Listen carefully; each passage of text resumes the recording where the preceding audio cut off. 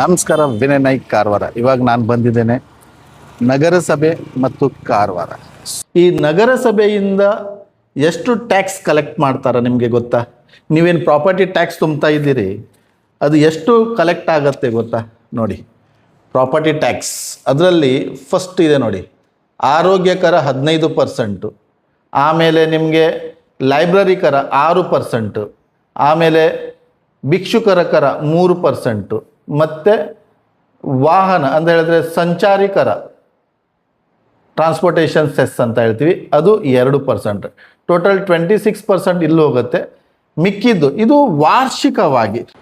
ವರ್ಷಕ್ಕೆ ನಗರಸಭೆಯವರು ಎಷ್ಟು tax collect ಮಾಡ್ತಾರೆ ಗೊತ್ತಾ ಕಾರವಾರದಲ್ಲಿ?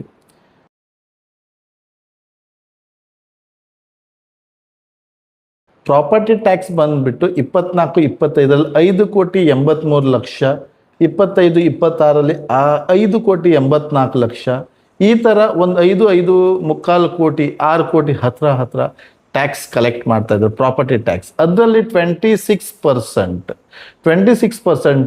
ಆರೋಗ್ಯ, ಗ್ರಂಥಾಲಯ, ಭಿಕ್ಷುಕರ, ಆಮೇಲೆ ಸಾರಿಗೆ ಕರ ಅಂತ ಅದು ಗೌರ್ಮೆಂಟ್ ಹೆಡ್ಡಿಗೆ ಹೋಗುತ್ತೆ. ಹಾಗೆ SWM ಸೆಸ್ ನೀವು ನೋಡಿರ್ಬೋದು ನಮ್ಮ ಕರಪತ್ರದಲ್ಲಿ ಇಲ್ಲಿ ಇನ್ನೊಂದು SWM ಸೆಸ್ ಅಂತ ಇದೆ, ನೋಡಿದ್ರ? ಇದು ನೋಡಿ, 800 ರೂಪೀಸ್ ಏನೋ ಇದೆ, 840 ರೂಪೀಸ್. ಇದು ಏನಪ್ಪ ಅಂತ ಹೇಳಿದ್ರೆ ಕಸ, ಮನೆಗೆ ಬಂದು ಕಸ ತಗೊಂಡು ಹೋಗ್ತಾರಲ್ಲ, ಅದು 1,15,00,000 ವಾರ್ಷಿಕವಾಗಿ, ವರ್ಷಕ್ಕೆ 1,15,00,000 ರೂಪಾಯಿ ಕಲೆಕ್ಟ್ ಆಗುತ್ತೆ. ಮತ್ತು ಅದನ್ನು ಕಸ ತಗೊಂಡೋಗಿ ಅವರು ಕಸ ವಿಲೇವಾರಿ, ತ್ಯಾಜ್ಯ ವಿಲೇವಾರಿ ಮಾಡಿ ನಮ್ಮ ನಗರನ ಸ್ವಚ್ಛವಾಗಿಡುವಂತಕ್ಕಂಥ ಒಂದು ಸೆಸ್. ಸೊ ಈಗ ನಗರಸಭೆಯವರು ಸರಿಯಾದ ರೀತಿಯಲ್ಲಿ ಟ್ಯಾಕ್ಸ್ ನಮ್ಮಿಂದ ಪಡಿತಾರೆ. ಒಂದು ವೇಳೆ ಟ್ಯಾಕ್ಸ್ ನಾವು ಕಟ್ಟಲಿಕ್ಕೆ ಲೇಟ್ ಆದರೆ ಅದಕ್ಕೆ ಬಡ್ಡಿ ತಗೊಳ್ತಾರೆ. ಆದರೆ ನೀವು ನಗರಸಭೆಯವರಿಗೆ ಕೇಳ್ತಾ ಇರೋದು, ನೀವು ಸರಿಯಾದ ರೀತಿಯಲ್ಲಿ ಆ ಟ್ಯಾಕ್ಸ್ ಕಲೆಕ್ಟ್ ಮಾಡಿಬಿಟ್ಟು ನಮಗೆ ಸೇವೆ ಒದಗಿಸ್ತಾ ಇದ್ದೀರಾ? ನೋಡಿ, ಪ್ರಾಪರ್ಟಿ ಟ್ಯಾಕ್ಸಲ್ಲಿ ನಿಮಗೆ ಚರಂಡಿ ವ್ಯವಸ್ಥೆ, ಹೂಳು ಎತ್ತುವುದು, ಆಮೇಲೆ ಕ್ಲೀನಿಂಗ್ ಇಡುವುದು, ಅಂದರೆ ರಸ್ತೆ ಕ್ಲೀನ್ ಮಾಡಿಡುವುದು, ಆಮೇಲೆ ಗಿಡಗಂಟಿಗಳನ್ನು ಕಡಿತಗೊಳಿಸುವುದು, ಬೀಚ್ ಕ್ಲೀನ್ ಮಾಡಿಡುವುದು, ಮತ್ತು ಕುಡಿಯುವ ನೀರಿನ ಸೌಕರ್ಯ, ಚರಂಡಿ ವ್ಯವಸ್ಥೆ, ಆಮೇಲೆ ನಿಮ್ಮ ಇದು ಏನು UGD ಅಂಡರ್ಗ್ರೌಂಡ್ ಡ್ರೈನೇಜಸ್, ಇದೆಲ್ಲ ಸರಿಯಾದ ರೀತಿಯಲ್ಲಿ ನಿರ್ವಹಣೆ ಎಲ್ಲ ಮಾಡ್ತಾ ಇದ್ದೀರಾ? ನೀವು ನಮ್ಮ ಹತ್ರ ಟ್ಯಾಕ್ಸ್ ಕರೆಕ್ಟಾಗಿ ತಗೊಳ್ತಾ ಇದ್ದೀರಿ.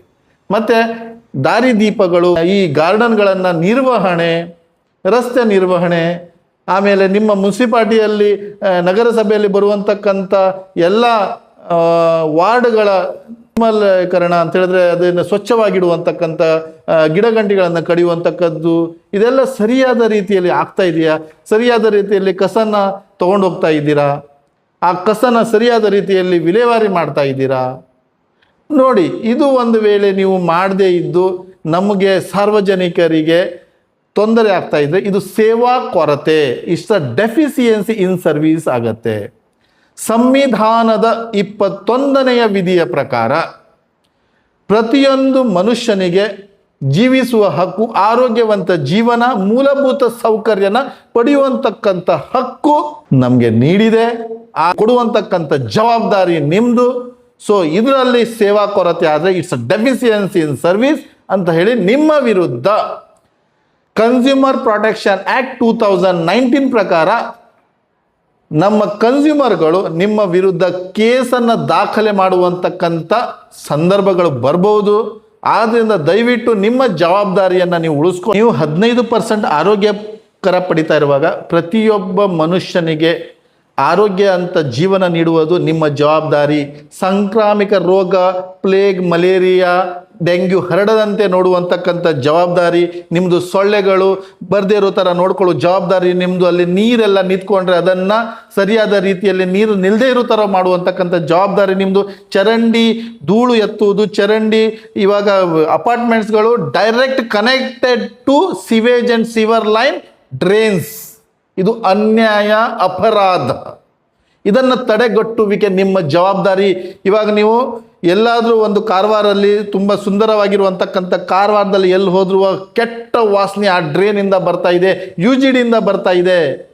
ಇದೆಲ್ಲ ನೀವು ಸರಿಯಾದ ರೀತಿಯಲ್ಲಿ ಅದನ್ನು ಮೇಂಟೆನೆನ್ಸ್ ಮಾಡಬೇಕು, ಸರಿಯಾದ ರೀತಿಯಲ್ಲಿ ಅದನ್ನು ವಾಸನೆ ಬರದೇ ಇರೋ ಥರ ನೋಡ್ಕೋಬೇಕು. ಯಾರು ಈ ಹೋಟೆಲ್ ಮಾಲೀಕರು, ಈ ಅಪಾರ್ಟ್ಮೆಂಟ್ ಮಾಲೀಕರು ಸಿವರ್ ಲೈನನ್ನು ಕನೆಕ್ಟ್ ಮಾಡಿದಾರ ಅವರಿಗೆ ಫೈನ್ ಹಾಕೋದಲ್ಲದೆ ಅವರ ಪರ್ಮಿಷನನ್ನು ರಿಜೆಕ್ಟ್ ಮಾಡಿಸುವಂತಕ್ಕಂಥ ಕೆಲಸ ನೀವು ಮಾಡಬೇಕು. ಯಾಕಂತ ಹೇಳಿದ್ರೆ ಸಾರ್ವಜನಿಕರಿಗೆ ಒಳ್ಳೆ ವಾತಾವರಣ ಕೊಡುವುದು ನಿಮ್ಮ ಜವಾಬ್ದಾರಿ, ಸಂವಿಧಾನದ ಪ್ರಕಾರ ನಮ್ಮ ಹಕ್ಕು. ಆದ್ದರಿಂದ ನೀವೇನು ಆರೋಗ್ಯಕರ ತಗೊಳ್ತಾ ಇದ್ದೀರಿ 15% ಒಳ್ಳೆ ಆರೋಗ್ಯ ಕೊಡುವಂತಕ್ಕಂಥ ಜವಾಬ್ದಾರಿ ನಿಮ್ಮದು. ಮತ್ತು ನಿಮ್ಮ ವೆಂಟಿಲೇಟರ್ ಉಳ್ಳ ಆಂಬ್ಯುಲೆನ್ಸನ್ನು ನೀವು ಇಡಬೇಕು. ವೆಂಟಿಲೇಟರ್ ಉಳ್ಳ ಆಂಬ್ಯುಲೆನ್ಸ್ ನಿಮ್ಮಲ್ಲಿ ಒಂದು ನಗರಸಭೆಯಿಂದ ನಮ್ಮ ಸಾರ್ವಜನಿಕರಿಗೆ ಉಪಯೋಗವಾಗುವಂತಕ್ಕಂಥ ವೆಂಟಿಲೇಟರ್ ಉಳ್ಳ ಆಂಬ್ಯುಲೆನ್ಸ್ ನೀವು ಇಡಲೇಬೇಕು.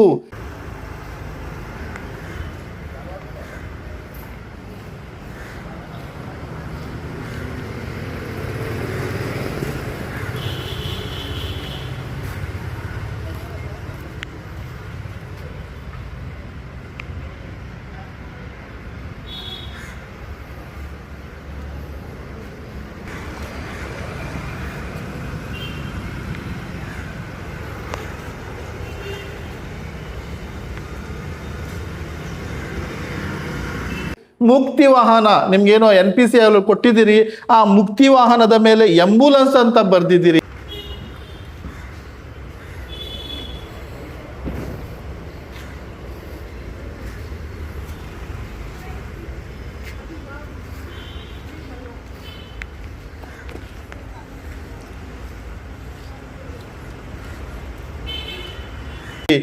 ಕಾನೂನಿನ ಪ್ರಕಾರ ಮೋಟಾರ್ ವೆಹಿಕಲ್ ಆಕ್ಟ್ ಪ್ರಕಾರ ಮುಕ್ತಿ ವಾಹನದ ಮೇಲೆ ಮುಕ್ತಿ ವಾಹನ ಅಂತಾನೆ ಇರಬೇಕು, ಆಂಬ್ಯುಲೆನ್ಸ್ ಅಂತ ಬರೀಲಿಕ್ಕೆ ರೈಟ್ಸ್ ಇಲ್ಲ. ಇದು ಅಪರಾಧ. ಆಂಬ್ಯುಲೆನ್ಸ್ ಅಂದ್ರೆ ಜೀವ ಉಳಿಸುವಂತಕ್ಕಂಥ ಕೋಶ, ಮುಕ್ತಿ ವಾಹನ ಅಂತ ಹೇಳಿದ್ರೆ ಜೀವನ ಮುಗ್ದಿರುವಂತಕ್ಕಂಥ ಕೋಶ. ಸೊ ಇದ್ರ ಬಗ್ಗೆ ಒಂದು ವೇಳೆ ನೀವು ಆಂಬ್ಯುಲೆನ್ಸ್ ಅಂತ ಬರೆದ್ರೆ ಸಾರ್ವಜನಿಕರ ನಿಮ್ಮ ಮುಕ್ತಿ ವಾಹನವನ್ನ ತಡೆ ಹಿಡಿದು ಸಿವಿಲ್ ಹಾಸ್ಪಿಟಲ್ಗೆ ಡ್ರಾಪ್ ಮಾಡಿ ಅಂತಕ್ಕಂಥ ಹಕ್ಕು ಹೊಂದಿರ್ತಾರೆ.